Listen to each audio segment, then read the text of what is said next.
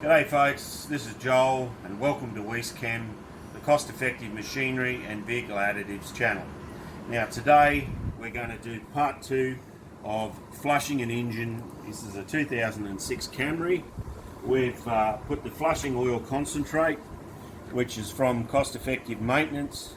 We've put the prescribed amount in the engine and we've run approximately 800 kilometres. So I've driven up to work, which is 330 k's, driven to work for 5 days and then drove home.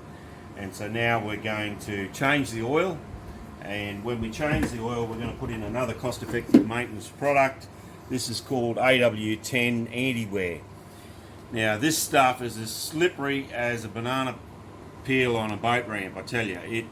Every engine that I've put it in, you can tell that you have increased power, less noise, and it goes like a cut snake. So that's what we're going to do. But firstly, we're going to pull the dipstick and we're just going to see how much this has really cleaned this petrol engine out. Now this engine's done 50,000 Ks, so it hasn't done a lot of Ks. So I'm just going to put my glasses on so I can see what I'm doing. So we pull the dipstick, folks, and there's the colour of the oil. So we're going to put a few drips on the paper here. Now you can see it's a lot darker. If we look at the previous photo from last week, you can see that there's a definite darkness. Now it's not as dark as my friend's X-Trail I did the other week. He'd done excess of 100,000 Ks. His come out like barbecue sauce. But that's definitely darker than it was last week.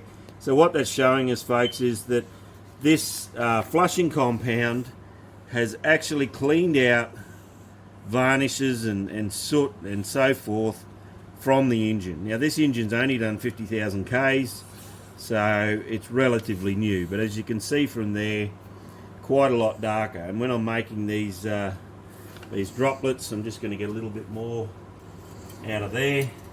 I can actually see that it's handy. I've just put my fingers in it. Yeah, I can actually see that there's quite a bit of soot forming already around the edges of the droplets.